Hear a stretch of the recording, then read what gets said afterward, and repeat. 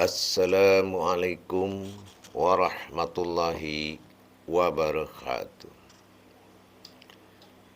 Alhamdulillah, alhamdulillahi rabbil alamin. Assalatu wassalamu ala asrafil anbiya'i wal mursalin, Sayyidina wa maulana Muhammadin. Ashhadu an la ilaha illallahul malikul haqqul mubin, wa ashhadu anna Muhammadan abduhu wa rasuluh shadiqul wa'adal amin. Allahumma salli wa sallim wa barik wa karim ala azan nabil karim. Allahumma salli ala Sayyidina Muhammad wa ala alihi Sayyidina Muhammad. Allazi wattahirin wal mujahidina wa ibadallah wa itaqullah. Subuhubukum kudus surabuna wa rabbul malaikatihi wa ruhi. Subhanallah walhamdulillah wa la ilaha illallah. Allahu akbar. Alhamdulillah, bersyukur kita kepada Allah dengan segala izin dan ridhonya, dengan limpahan karunia rahmah kepadanya, dengan ridho dan kekuatan ikhtiqahnya kita kepadanya, maka kita dapat menjalankan segala amal ibadah kita di dunia ini. Salam dan salawat tidak akan pernah kita lupakan. Marilah kita sama-sama memanjatkan puji dan salam kita kepada Nabi besar kita, Nabi Allah, Nabi al-akhirul zaman, Rasulullah Muhammad sallallahu alaihi wasallam. Para jemaah yang dirahmati Allah, bertemu lagi kita di channel Buya Pasaman Timur dalam makom majelis zikir Ma'rifatullah. Alhamdulillah, pada malam ini kita akan berbagi wawasan, ilmu, pengetahuan dalam rangka meningkatkan iman dan takwa kita kepada Allah Subhanahu wa taala, dengan kita mengetahui lebih banyak rahasia-rahasia Allah untuk mentaklukkan segala akal, pikiran, dan nafsu kita. Bahwasanya Allah Subhanahu wa ta'ala telah mewujudkan segala sifatnya kepada kita, sehingga kita dapat menikmati apa-apa yang akan kita nikmati di dunia ini. Tapi jangan lupa meningkatkan pengetahuan kepada Allah dan mengamalkan kodrat-kodrat Allah pada diri untuk mencapai sebuah kebenaran. Di kebenaran inilah pegangan Allah yang sangat kuat. Pegangan Allah yang sangat nyata adalah kebenaran. Banyak sungguh kita lihat bermacam cara yang mempropagandakan Al-Quran sebagai alat untuk mendapatkan nama besar diri, untuk mendapatkan apa yang diinginkan. Tetapi kebenaran Allah sangat nyata. Demi terjadinya kebenaran itu menjadi satu perjalanan hidup bagi kita. Perjalanan hayatullah. setelah bertajalinya Allah terhadap sifat-sifat dirinya dengan 7 perjalanan besar sampai dia mewujud menjadi suatu keinsanan yang mana dia ikhlaskan kodratnya ke dalam sifat keinsanannya sehingga manusia mewujud dalam ketentuan yang telah diaturnya. Insya Allah malam ini saya akan berbagi pengetahuan tentang niat sebuah ibadah. Mungkin sebuah nilainya besar dalam menyampaikan niat sebelum kita melakukan ibadah, terutama ibadah besar, yaitu sholat. Tidak dimasalahkan oleh sebagian umat sekarang tentang penyebutan demi Allah, karena deminya itu kosong. Hanya menjadi suatu ucapan dan menjadi suatu kalam yang tidak ada pengetahuan sedikit pun di ucapan itu tentang lillahi ta'ala. Kalau kita memiliki keluarga yang kita cintai, anak yang kita cintai, kita bisa melakukan apa saja demi anak, demi orang tua, demi kekasih, demi suami, demi istri. Kenapa? Karena kita sudah terjadi hubungan kasih sayang dengan demi tadi. Maka kasih sayang itu sangat kuat jaminannya.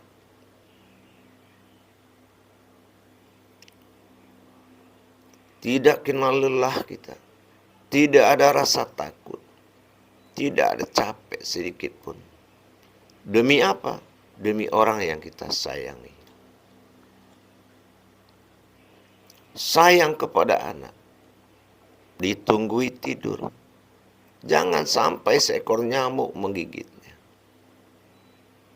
Demi apa? Demi yang disayangi. Kenapa? Kita merasakan bagaimana sakitnya ibu-ibu itu melahirkan seorang anak. Dan bapak itu bagaimana capeknya mencarikan nafkah untuk keluarganya. Kenapa? Demi apa? Demi yang sayang. Demi yang disayangi. Banyak terjadi gejolak-gejolak yang membuat seseorang dengan segala cara dia melakukan apapun demi orang yang dia sayangi. Demi orang yang dia cintai. Demi orang yang benar-benar ada dalam hatinya. Tapi hal ini tidak akan ada perbedaannya dikala kita melakukan perintah Allah Subhanahu wa ta'ala, yaitu demi Allah. Kalau terhadap orang yang disayangi tadi, kenapa kita mampu memiliki hati demi yang disayangi? Tapi kalau kita sholat, timbul kenyataan yaitu sebuah kebenaran. Apa demimu terhadap Allah? Apa kenanganmu dengan Allah? Apa sejarahmu dengan Allah? Dan apa nostalgiamu dengan Allah sebelum semua ini terjadi? Pernahkah kita berpikir dan mengetahui kejadian-kejadian tersebut. Dan bisa kita rasakan menyebut sebuah demi tanpa hati, tanpa ada penyebab kerinduan, tanpa ada penyebab rasa cinta. Tapi demi itu dilakukan dalam rangka ketakutan. Satu. Yang kedua, demi menutupi kebutuhan nafsu. Takut miskin, takut mati. Kalau kita tidak bicara dengan jujur, maka kita digolongkan munafik. Rasakanlah demi itu. Kenapa dikatakan demi Allah, lillahi ta'ala, sebelum kita berangkat menuju pertemuan dengan Allah? Ya, sangat jauh dari logika siapapun, anak-anak manapun. Kalau sholat itu perintah Allah, semua itu tahu. Tapi peran daripada hati yang membuat manusia itu jatuh ke alam kebenaran dengan mengatakan lillahi ta'ala. Apakah manusianya yang tidak benar? Apakah kita sudah lalai atas kebenaran itu? Kalaulah ini tidak syarat dibaca, diucapkan, menuju sebuah niat besar, yaitu usolli, maka ini adalah penyebutan lillahi ta'ala itu adalah penyebutan yang benar-benar tidak ada nilainya sedikit pun. Tidak ada nilainya sedikit pun. Karena dia melaksanakan demi Allah, tidak memiliki alasan yang tepat. Itu ujung tombak daripada sebuah ibadah sholat adalah kebenaran hatinya, yaitu lillahi ta'ala.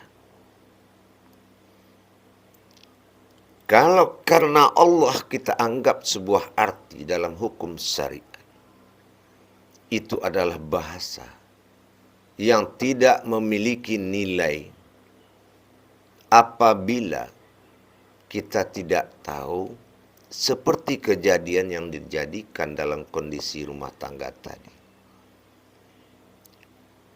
Berhubungan kasih sayang dalam senang dan duka, suka dan duka, tidak terjadi oleh seorang manusia.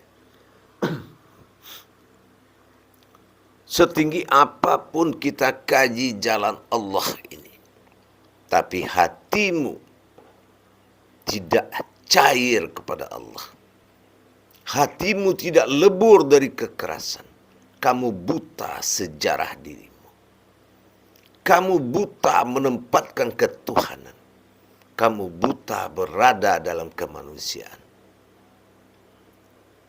Sebaliknya, hanya karena sesuatu yang diinginkan dan sesuatu yang ditakuti, itulah yang bersembunyi di dalam niatmu, yaitu lillahi ta'ala.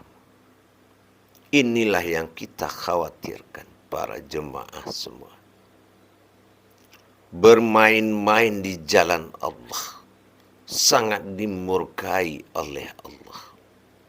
Apa bermain-mainnya? Kita laksanakan sebuah perintah besar dalam makom rohani, marhalah muqarabah, amalan rohani. Dengan bermain-main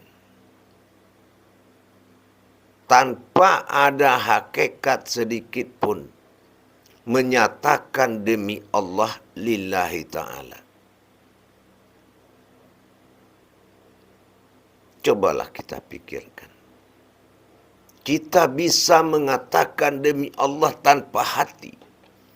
Demi Allah tanpa rasa.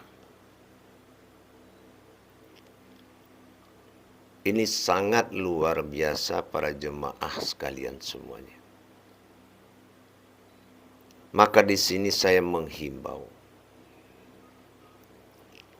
Kalau tidak terwujud semua pandangan dari perbuatan hakikat Allah dalam solat tadi, ma'rifat Allah dalam solat tadi, dengan lillahi ta'ala, tidak jelas potensinya, karomahnya, hayat Rasulullah dalam diri, dan tidak nyata potensi dan kodratnya Nabiullah dalam diri, tidak jelas dan nyata bersifat Allah dalam diri, maka ini adalah lillahi ta'ala yang akan dimurkai oleh Allah. Pengakuan hati yang palsu, pengakuan hati yang mati, pengakuan akal yang berpikir dan bernafsu. Karena apa? Karena takut akan kematian. Dan cemas yang tinggi melebihi dari semua kecemasan, yaitu cemasnya hidup susah. Ini solat masih dalam rangka kemanusiaan, belum bersifat ketuhanan. Lillahi ta'alanya belum bersifat ketuhanan. Kita tanya, sejauh mana kamu pernah mengalami dalam bertauhid, dalam berhubungan dengan Allah, sebelum semua jadi, dan awal semua jadi, dan setelah terjadi. Tidak ada kesan di hatimu tentang Allah, tapi kamu bisa berucap demi Allah. Tidak ada kenanganmu dengan Allah, tapi kamu bisa mengucapkan demi Allah. Dan tidak ada panggilan hatimu kepada Allah, tapi kamu bisa mengatakan demi Allah, lillahi ta'ala. Itulah jemaah, para hadirin, perlu kita mendalami faktor yang menentukan sebuah kebenaran, yaitu lillahi ta'ala. Apa itu lillahi ta'ala? Apakah memang kita sudah mengerti perbuatan hakikat solat, ma'rifat solat, tarekat solat, mulai dari perbuatan awal sampai akhir daripada solat? Dan kemana hati nurani kita berpandangan di saat kita menyebut lillahi ta'ala tadi? Kalau kenyataan ini tidak nyata di dalam dirimu, lillahi ta'ala itu tidak nyata, maka Allah tidak akan pernah menghadiri solat orang yang tidak punya hati nurani sedikit pun. Wa yalatalato, hatinya itu tidak memiliki ketenangan dan kenyamanan dengan Allah. Karena apa? Karena lillahi ta'ala dia itu belum melahirkan sebuah makna. Kenapa? Karena dia tidak pernah mengungkap perjalanan dirinya kepada Allah dan diri Allah kepada dia. Inilah yang menyebabkan tubuh ruku, tubuh sujud, tapi hati tidak ruku dan hati tidak sujud. Astaghfirullah. Auzubillahi min dzalik. Tapi kalau seseorang Dia sudah tahu bagaimana rasanya akan diadakan pertemuan dalam sholat sesuai dengan hikayat yang terjadi sebelum semua ada. Sampai kita menemui sifat nyata bagi Allah pada diri kita. Tidak akan sanggup kita tidak menghadiri panggilannya. Setinggi apapun yang kita punya ilmu, punya pengalaman. Tapi hatimu tidak punya ilmu, tidak punya pengalaman. Lillahi ta'alamu hanya sebagai memenuhi rukun dan syarat. Ibarat seorang minta tolong kepada seorang dukun. Bawa ini, bawa itu. Hanya pelengkap syarat.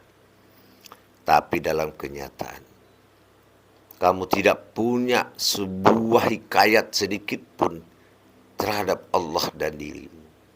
Sehingga pertemuan itu tidak ada artinya bagimu. Persoalan yang tidak mudah para jemaah mengucapkan lillahi ta'ala sebelum kita sholat. Itu butuh kenyataan. Sebuah kajian yang meruntuhkan akal dan nafsumu, keingkaran dirimu tadi.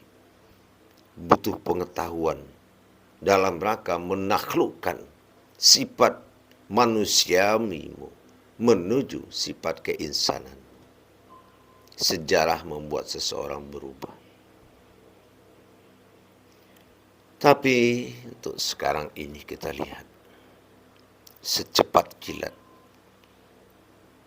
Usolli salatan fardu maghribi arba. Lillahi ta'ala. Selesai. Astaghfirullah. Di situ Allah melengkapi dalam kalimat lillahi ta'ala tadi. Mulai dari jemaah dirimu sampai imam dirimu sampai Tuhan dirimu. Tapi kamu lupa. Allah Maha Sempurna menjadikan sebuah amalan agar kamu bisa mendapatkan kesempurnaan itu. Dengan kita meningkatkan ilmu pengetahuan yang membuat jiwa kita berdiri sebagai jiwa yang bertuhan kepada Allah Subhanahu wa Ta'ala. Kalau sudah jiwa tidak bertuhan, hati tidak bertuhan, apakah lebih mulia lagi, lebih tidak mulia lagi suatu kebohongan kita lakukan daripada suatu perbuatan tidak ada artinya? Kekosongan yang kita dapati kalau rukun-rukun hakikat dan ma'rifat sebuah solat itu tidak memenuhi syarat kita perbuat, kita selesaikan sampai memenuhi syarat, maka kebenaran Allah itu nyata. Tidak susah bertemu Allah itu kalau memang sudah terpenuhi akad daripada ketuhanannya, yaitu berdirinya sifat-sifat Allah yang disembunyikan dinamakan hakikat. Allazina yu'minuna wa bil ghaibi wa yuqimunas shalah wa mimma razaqnahum yunfikun. Mengetahui kegaiban Allah itu hanya dalam salat. Wa yuqimunas shalah wa mimma razaqnahum yunfikun. Apapun yang bernilai di atas dunia ini, tapi kalau kamu berhasil mendapatkan pertemuan baik secara hakikat dan ma'rifat, dijual seluruh isi bumi ini, dikumpulkan nilainya, tidak akan bisa menandingi atau melawan nilai dari sebuah solat yang telah terwujud dengan Allah. Solat yang sudah tersambung kepada Allah. Ini adalah suatu kenyataan kekurangan yang paling banyak di tengah-tengah umat. Kita contohkan memuji Allah dengan alhamdulillahirabbil alamin. Segala puji bagi Allah Tuhan semesta alam. Nikmat banget. Nikmat sekali untuk membacanya. Tapi apakah masuk akal sehat kita dengan hanya memuji Allah langsung jadi Tuhan dari sekalian alam? Berarti pujianmu lebih kuat dari Allah. Kalau memang bisa. Kalau itu tidak kamu kaji para jemaah tentang ilmu hamdalah dalam hamdulillah, maka kamu tidak bisa mentajalikan Allah yang akan disembah oleh alam ini.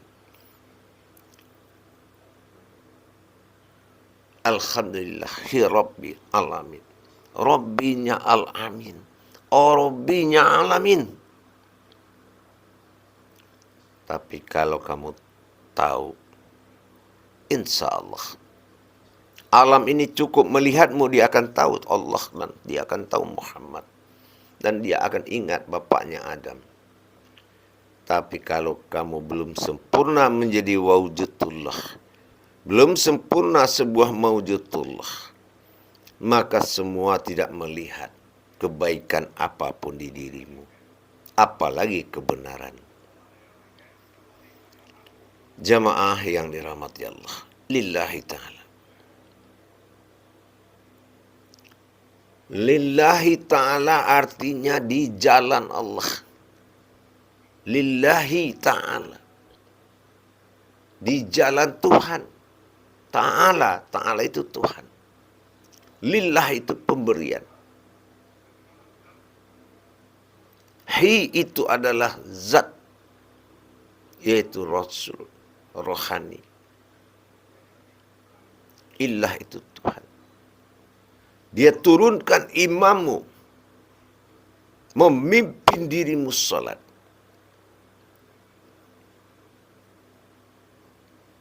Lillahi Rabbil Alamin. Dia berikan kemampuan. Dihatikan kembali, yaitu lillahi ta'ala. Diberikan suatu niat yang sangat kuat, yaitu di jalan Tuhan.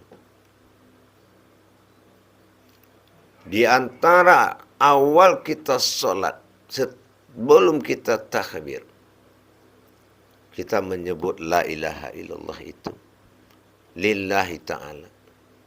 Tapi setelah kita sholat melipat tangan, lillahi ta'ala berubah menjadi lillahi rabbil alamin. Telah ada mawjudullah. Tapi kalau di saat lillahi ta'ala, ilahnya ta'ala, Tuhan yang ta'ala, itulah yang didemikan. Bukan setelah dia aftar lillahi rabbil alamin, tapi setelah di saat dia ba'dal, disitulah lillahi ta'ala. Lillahi, jalan, ta'ala itu Tuhan. Apa jalan Tuhan itu? Yaitu alhamdulillahi rabbil alamin. Orang yang pertama memujinya dan menjadikan dia Tuhan, yaitu Muhammad. Muhammad itu artinya memuji. Tapi Rasulullah mendirikan alhamdulillah dengan syarat mengerti hamdalahnya seperti apa, gerakannya seperti apa, sampai pujiannya kepada Allah. Maka Allah bilang, engkau memujiku, Muhammad Rasulullah, engkau adalah utusanku, karena engkau memujiku dan menjadikan aku sembahanmu.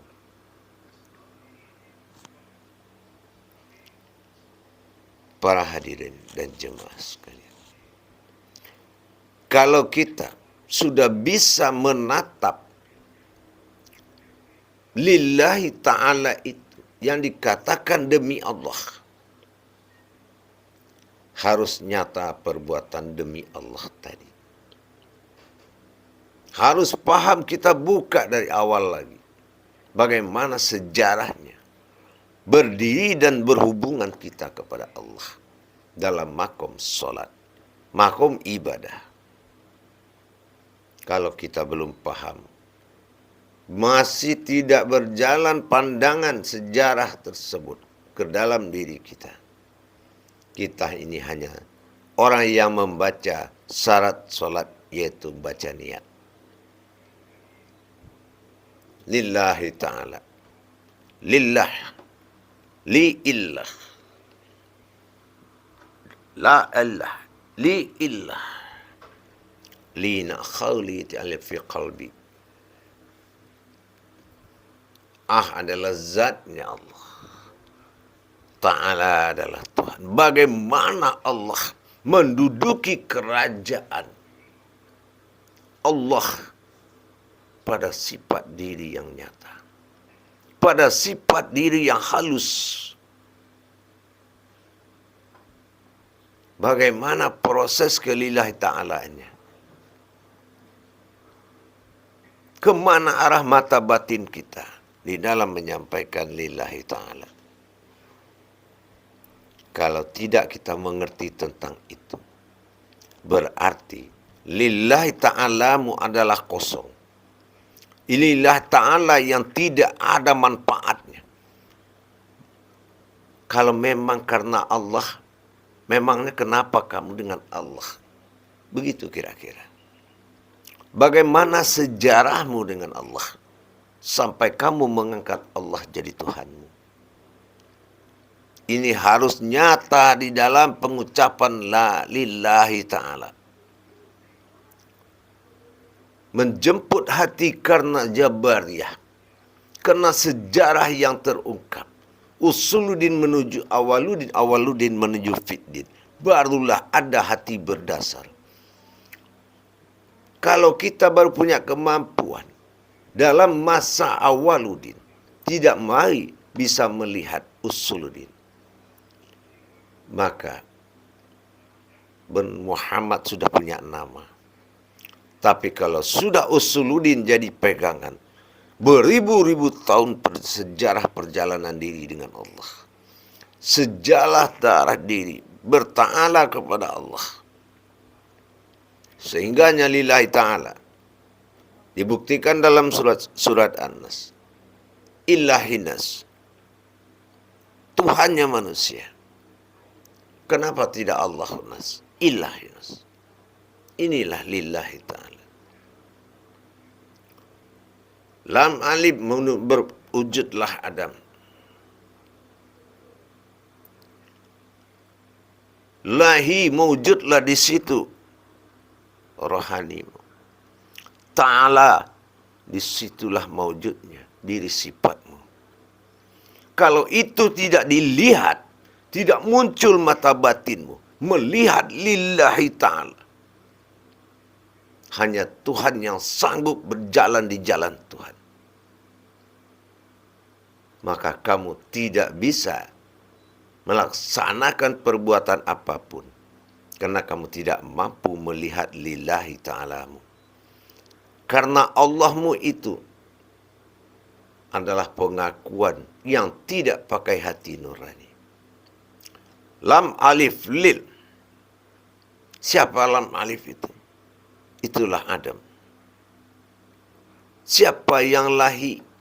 Lahalahu, lahi itu adalah rohani. Siapa to itu? To itu adalah ibadah. Siapa Allah itu? Allah itu Tuhan. Kalau kita dalam kesadaran bahwasanya menjalankan diri kepada Tuhan, itulah din, itulah Islam. Tapi kita harus tahu memperjalankannya, harus nyata dalam lillahi ta'ala tadi, sesuai dengan perjanjian Allah dengan dirinya. Setelah dia tinggalkan Allah, pergilah. Ditinggalkan oleh rohani dan nuraninya. Aku ikhlaskan kamu menjadi manusia. Kalau ada apa-apa, kembalilah kepadaku. Diamanahkan semua sampai menjadi Alkitab. Dia amanahkan keinsanan Tuhan pada diri kita. Tapi di saat kita mengatakan lillahi ta'ala, kita tidak melihat potensi atau kodrat-kodrat itu, maka lillahi ta'alamu gagal total. Kenapa? Itu solat fardu ain. Itu solat wajib menyaksikan. Apapun yang kamu ucapkan. Ingat para jemaah sekalian. Jangan sia-siakan kesempatanmu menuntut ilmu. Menuju ibadah yang makbul dan ilmu yang mustajab. Rumus Allah kodrat iradat ilmu. Cari kodrat kajian itu dulu. Dari usuludin, awaludin, dan fiddinnya. Dicari. Dibuka kaji. Yang sebelum semuanya ada awalul wajibin alal insani huwa mifatil illahi bisigari. Pertama yang wajib bagi engkau adalah mengenal aku. Baru masuk wajib kedua yaitu awaludin ma'rifatullah. Awal agama mengenal aku. Baru masuk perjalanan ketiga innalillahi. Engkau datang dan kembali kepadaku. Itulah para jemaah yang saya harapkan, yang saya muliakan semuanya. Hidupkan mata hatimu dalam menjalankan diri kepada Allah. Hidupkan ainul basirahmu di dalam membaca apa yang kamu kalamkan. Sesungguhnya kodrat Allah itu ada dan nyata.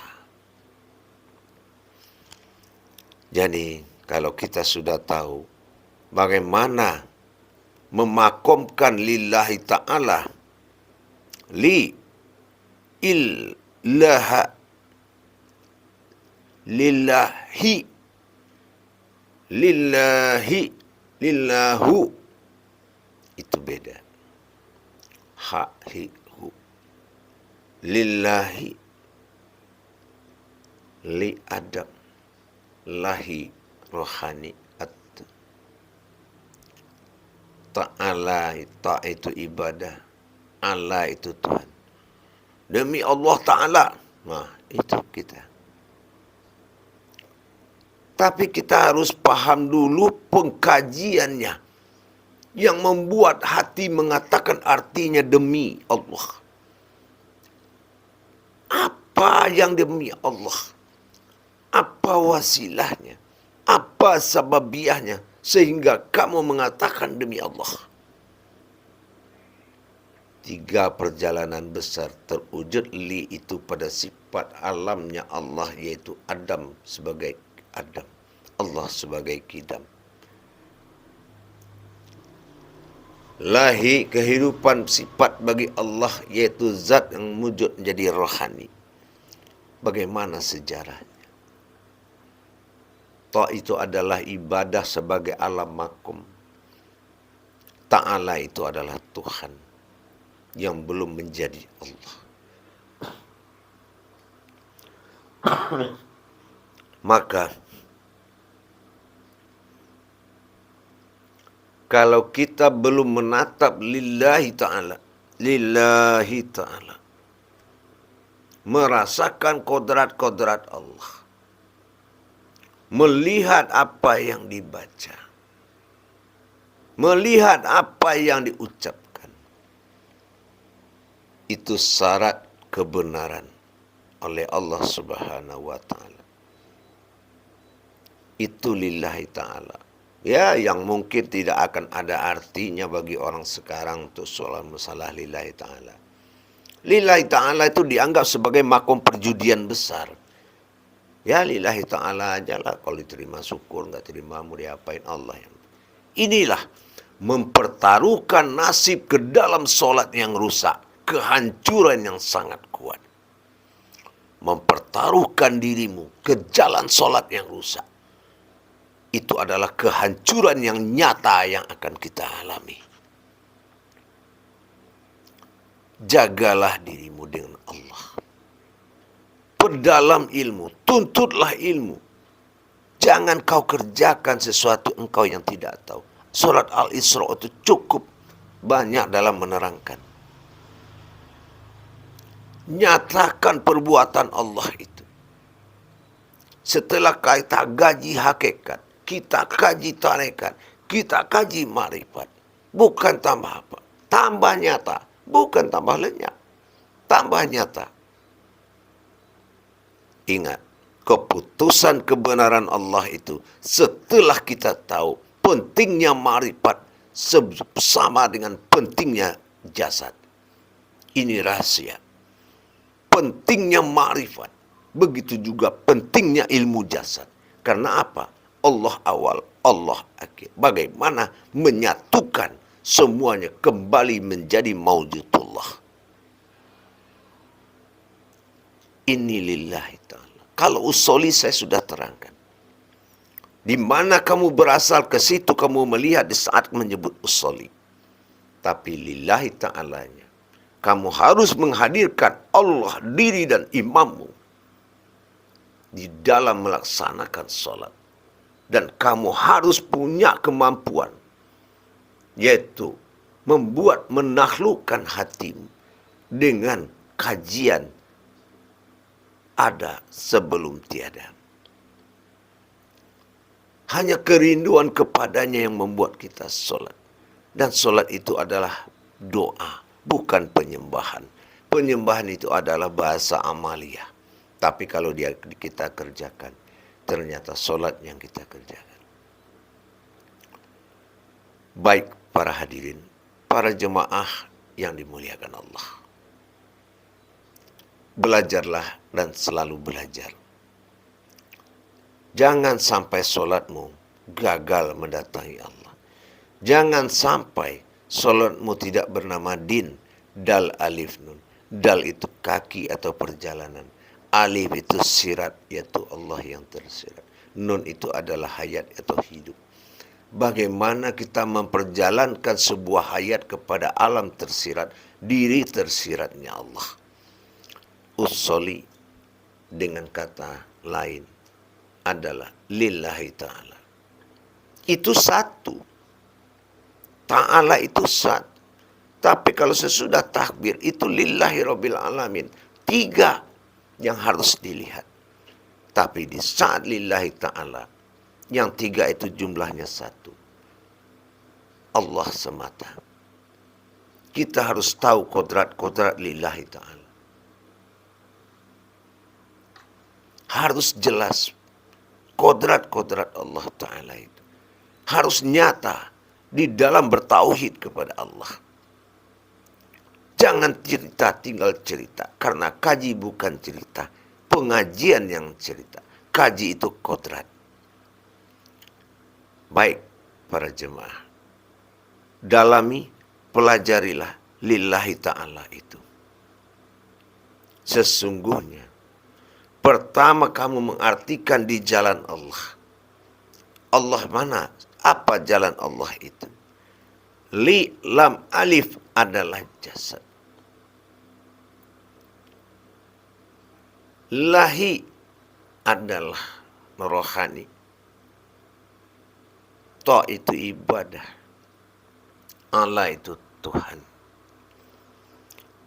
Itu yang dikatakan di jalan Allah. Menuju suatu lillahi ta'ala. Memperjalankan diri Allah kepada Allah itu sendiri.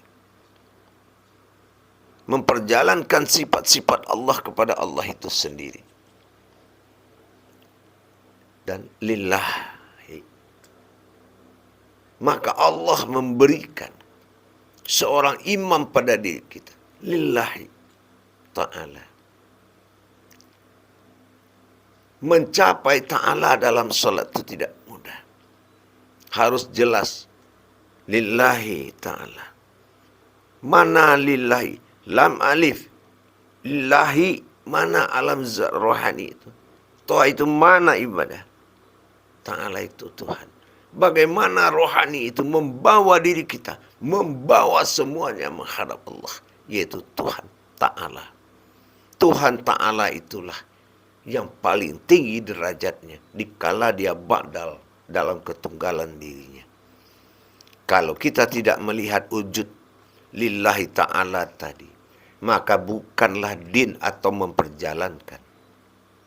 Kalau dalam takbir itu adalah kodrat, tapi lillahi ta'ala itu bukan kodrat, yaitu tajalinya pandangan batinmu di situ. Dan kamu harus punya sejarah. Kalau tidak, rajin sholat tapi tidak ada hati, maka perdalamlah ilmu kita tauhid kepada Allah. Dengan kita mengetahui lillahi ta'ala, harus terlihat kodrat lillahi ta'ala itu, baru nyatalah persyaratan untuk hadirnya kebilahan Tuhan di alam baku bilah yang dituju oleh tubuh fanafilah tadi. Insya Allah para jemaah, mudah-mudahan sedikit demi sedikit kita belajar, tapi sangat penting untuk diketahui. Jangan mengucapkan lillah ta'ala itu tanpa hati. Kalau hatimu tidak tunduk kepada Allah, percuma kita sujud. Tapi hatimu tidak sujud. Kenapa? Karena mata hatimu tidak melihat lillahi ta'ala tadi. InsyaAllah para jemaah, mudah-mudahan segala amal ibadah kita berkah ya Allah. Barakallah ya karim, ya rahman, ya rahim. Akhirul kalam.